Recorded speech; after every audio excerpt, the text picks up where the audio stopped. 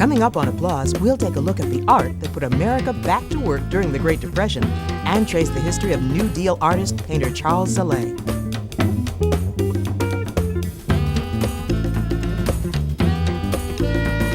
Plus, we'll meet some community activists who are drawing a new vision of neighborhood on the sides of buildings in historic Slavic village. All this and more on the next round of Applause. Production of Applause on WVIZ PBS is made possible by grants from the Cleveland Foundation, the George Gunn Foundation, Coulis Foundation, John P. Murphy Foundation, the Naomi and James I. Fitzgibbon Family Foundation, and the S. Livingston Mather Charitable Trust, Glenmead Trust Company trustee.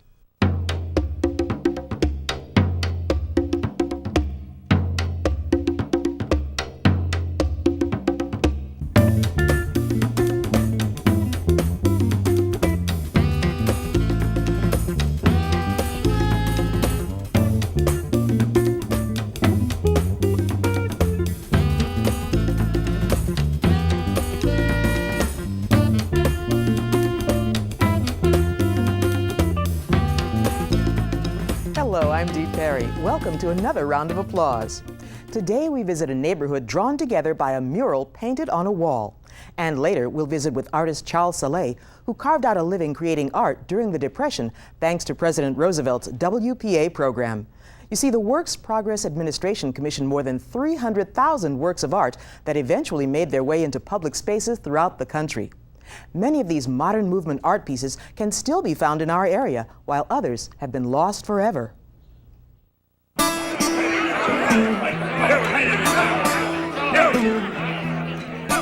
The stock market crash of 1929 threw the country into economic turmoil. At the height of the Depression, stock market values fell by 30%. 11,000 of the nation's 25,000 banks collapsed, and millions of Americans were thrown out of work.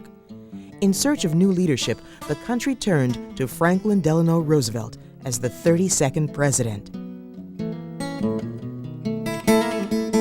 FDR immediately set out to put the country back to work by unveiling an economic recovery package that he referred to as the New Deal. One of the key components was a public works project known as the WPA. Roosevelt understood it's kind of paradoxical. Even though you're in an economic crisis, you need to spend money to get out of it. You need to get employment back up. The mission of the Works Progress Administration was to provide unemployed Americans with work, not welfare.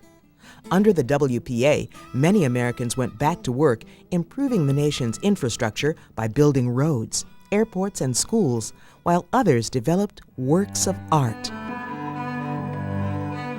The idea was to bring artists, put artists to work, but they did prints, for example, ceramics, large-scale sculpture, small-scale sculpture, and murals. In Cleveland, we had a particularly rich mural program.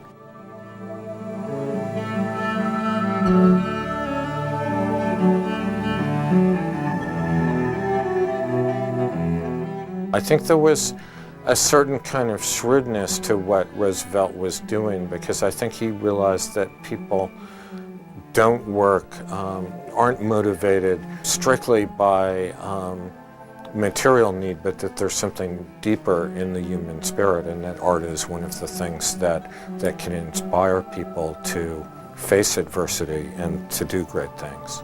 More than 5,000 artists in every state went to work for the government, crafting an amazing collection of murals, paintings, reliefs, and sculptures that found their way into public offices and buildings. These were scenes that really depicted the power of Cleveland and Cleveland as a region. And so these artists have made a rather unique contribution. Their contribution really doesn't lie in artistic advances as much as in the iconographic scenes that were displayed, or the subject matter.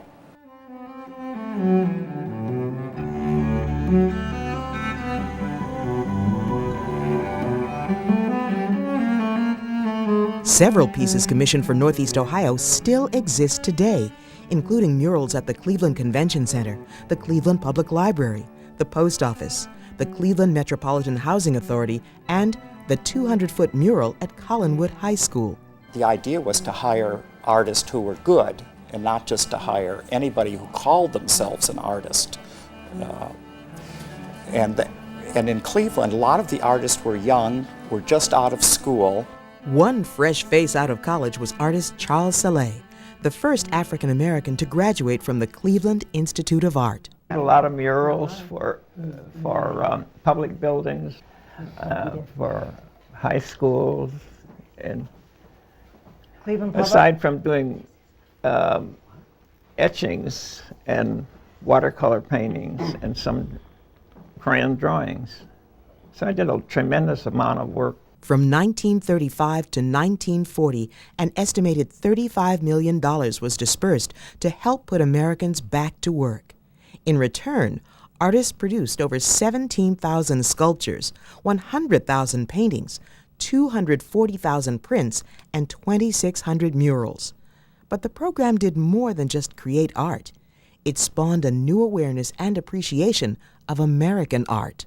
The work of the WPA tended to be realistic, and it basically was celebrating different aspects of American life and often celebrating the working American. Many of these things have to do with either the modern construction worker or, with the workers of the frontier period. In some ways, the great period of a kind of popular American art. This also offered the ability of these emerging artists to be employed in the art field, and so they really weren't lost to art, rather than becoming suddenly a construction worker after getting a degree in art.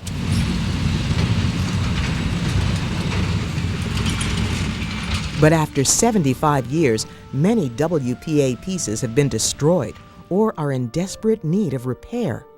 Murals long forgotten at Shaw High School and Kirk Middle School in East Cleveland would have been lost if not for the last-minute efforts of art conservationists. A lot of what the WPA was about was the idea that art can enhance the lives of ordinary people, that the public buildings they go into can be beautiful and can give them pride in being Americans and pride in the kind of work they do. And I think when we destroy these things, we destroy some of that pride. But the question of responsibility for these pieces remains a debate.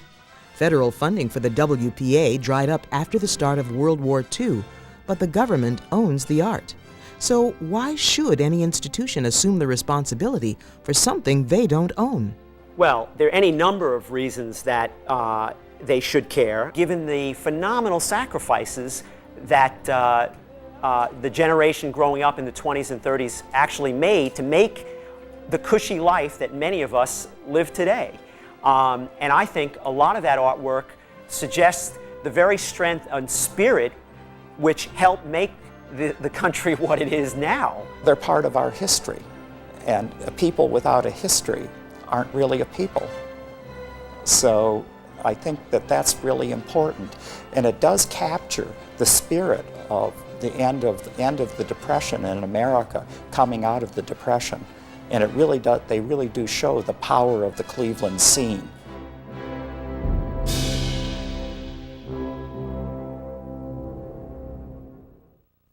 Hop on board Jazz Tracks to explore art, history, and science with jazz as your guide.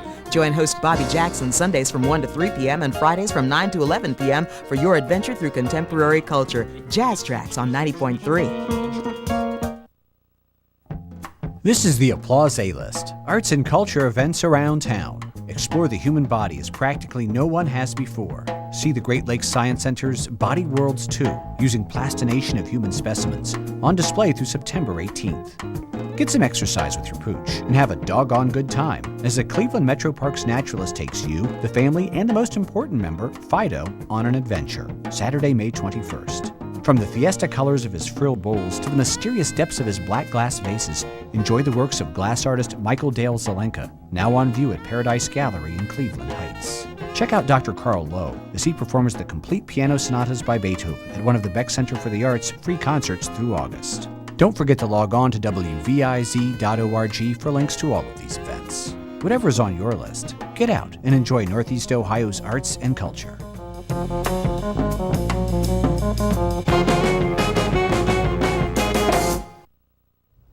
We've shown you some of the beauty that still survives from the days of the Works Progress Administration here in Cleveland. Now, let's meet one of the WPA's last remaining local artists, Charles Saleh.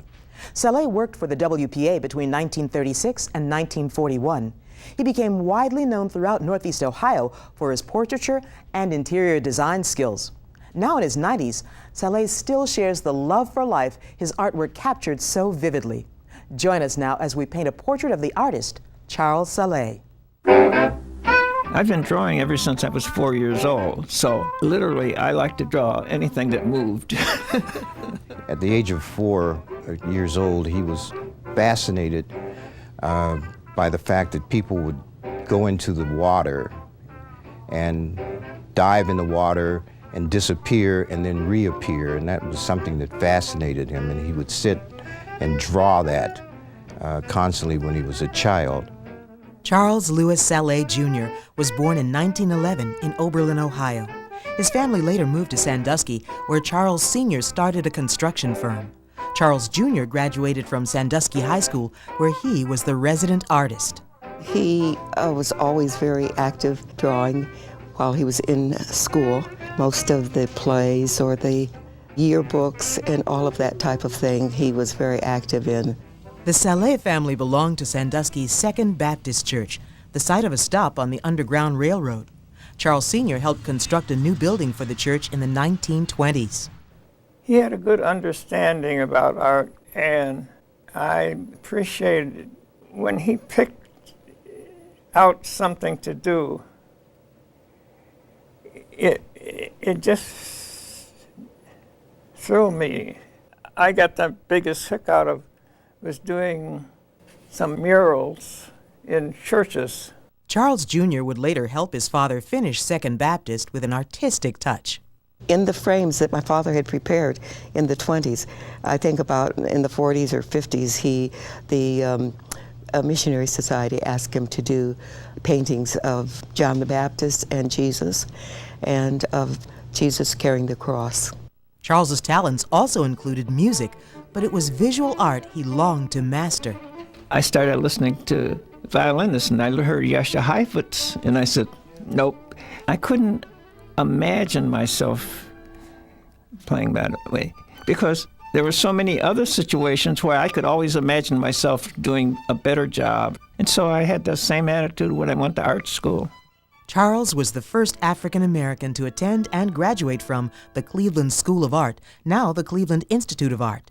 It was there that he studied under teachers like designer Victor Schreckengost and Paul Travis of the renowned Cleveland School.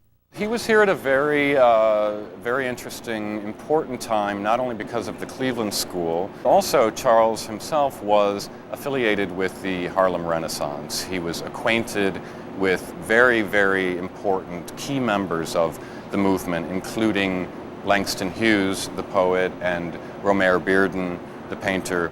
Between 1936 and 1941, Charles painted public murals and made prints for the Federal Art Project of the Works Progress Administration, or WPA.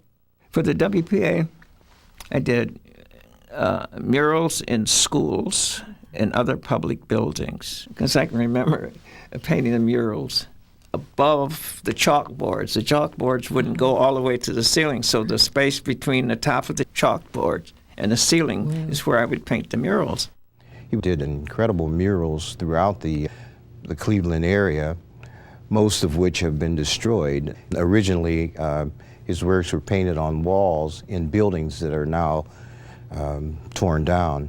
One of Saleh's last remaining WPA murals is from 1940, located at the Portland Outhwaite Homes in Cleveland's Central Avenue district.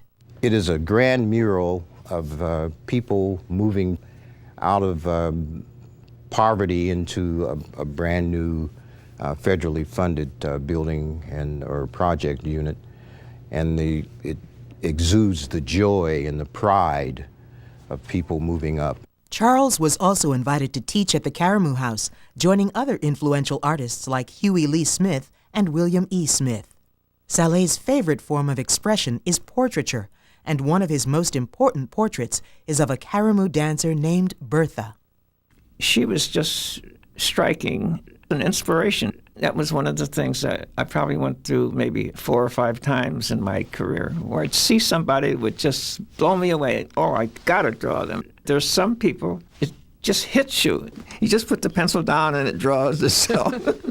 In the people he painted, Charles discovered a genuine love for life, despite the era in which he lived.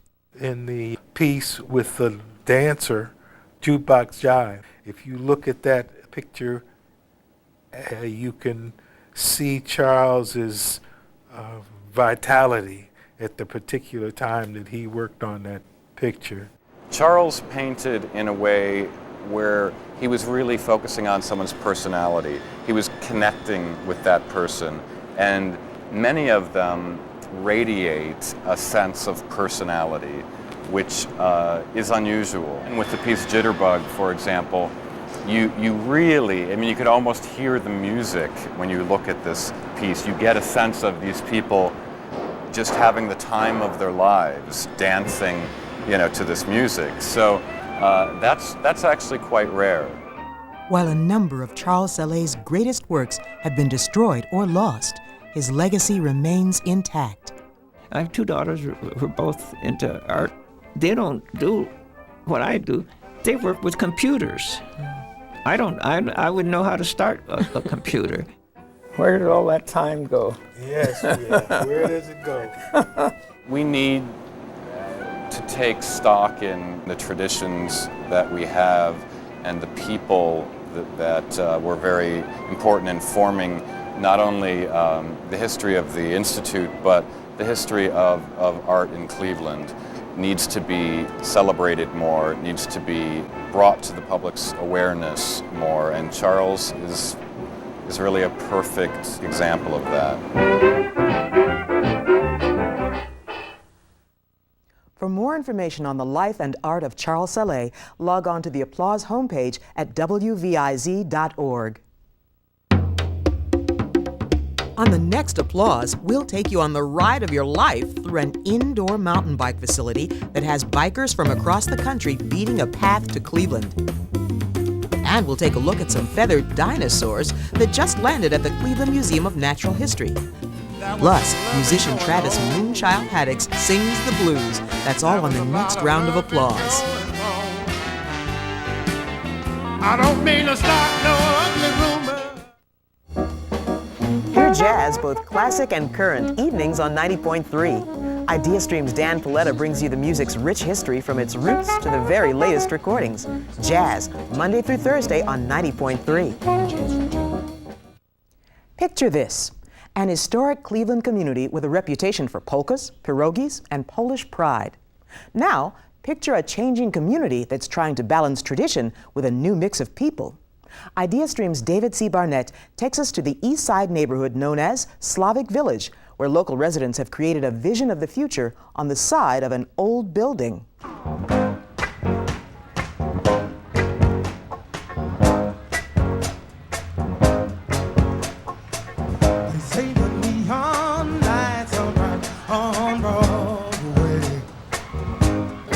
I had never done anything like this.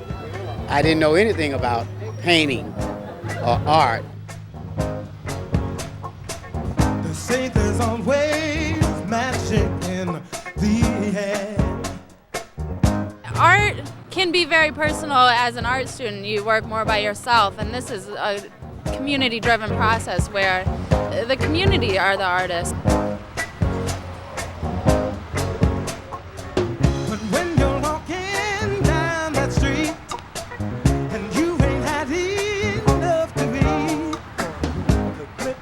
Right off and you're nowhere.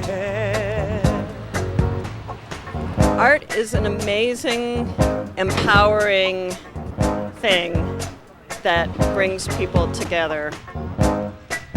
Last spring, amid news accounts of rising crime and whispered fears of a changing neighborhood, a group of Slavic village community activists got together to paint a new picture, literally. One of the strongest experiences I think that people had working on this mural project was the fact that they were working side by side with people who were different from themselves, with people that they had never met before. They got into conversations as they were talking. The Broadway School of Music and the Arts, along with the Slavic Village Development Corporation, commissioned Kent artist Crystal Burns to design a mural that would go on the side of a building on Broadway Avenue near East 55th Street in Ward 12, an area hard hit by the closing of steel mills in the nearby Industrial Valley. The ingredients of the mural were determined by a series of community meetings. The goal was to depict the neighborhood both as it used to be and as the residents would like it to be in the future. There was a lengthy process to go come up with the design. It went through several different editing versions as people had different sort of ideas of what they wanted to include and what they thought the Broadway neighborhood was all about. And you see all of that, different pieces of what the Broadway neighborhood was really all about to different people. And that's one of the reasons why it was really very special, is that you have so many people contributing to the process. Every week there was somebody different that had an opinion, that wanted something changed, or felt that we should move something. And we were continuously making those little changes, but we stayed with the basic structure, the basic idea. Well, I grew up in this neighborhood, and it's just like, there were all different nationalities, and at that time, every nationality was in their own group. You were divided. But gradually, all the different nationalities merged, and it worked out fine. And now with different races coming together, it sort of gives me hope that that's going to work out great, too. Community leaders were able to secure support for the project from funders like the Cleveland Foundation's Neighborhood Connections program, and from local businesses that donated materials and food. And then there was a lot of volunteer help, what's known as sweat equity. Some of the people who did most of the real hard work weren't artists at all, but the people who hauled the water, there's no water here. People who hauled the paint, put that fence up. They did a lot of work. Most of the people who worked on the mural had never picked up a paintbrush in their lives, except to, say, maybe paint a wall of their room, if that. And so they went away after their experience working on the mural feeling as though they had an artistic ability, that they could create something. They could contribute to something that was part of a larger whole. Instead of arguing and seeing that things are going, awry with fights and whatever, we want to work together, we want to live together. Well, all communities evolve. It's true, is that people move in, people move away, and there's an ebb and flow to a neighborhood, and there's an ebb and flow to what's depicted in the mural. Until I saw a photograph of it, I didn't realize how much like a tapestry it looks, but it really comes off as what it is. The whole point behind it was that we wanted to express the changes in a positive way, the changes that are taking place in this community. We wanted to express the past, in that we recognize the past, and that we have come together in a positive way to provide for a stronger community in the future. It encompasses today, yesterday, and tomorrow. It establishes a sense of place here in the neighborhood, and every time that people walk or drive by the mural, people who participated on it, they can look at it and say, I was part of that. And it makes them feel connected, not only to the place, but to each other, because they have these wonderful memories of all the people that they worked with, the 100 or more people that they worked with side by side on doing the project. And my contribution was on the outer rim of the grandmothers from the neighborhood. It was my idea to put the church in there, right up top. You can't have Ward 12 if you don't have church. I wanted to paint the cross on the church, but they wouldn't let me because it was too high, so they let me paint the cross on the nun. As you look at that mural, along the bottom of the wall are the names of only a few of the people that participated. There were over 100 young people, volunteers. This past fall, some Slavic village neighbors gathered to celebrate what they had created. There were speeches and donuts and conversations and a ribbon cutting.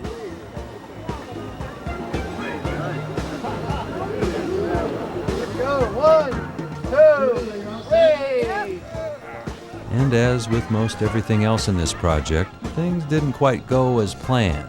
There was a struggle, just like there's a continual struggle to reclaim community in the face of poverty and fear. But in that struggle, there was finally success. Success in working together.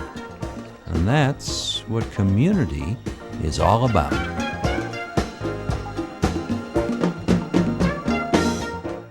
For more on how the residents of Slavic Village are trying to rebuild community in a changing neighborhood, click on over to the Applause webpage at wviz.org.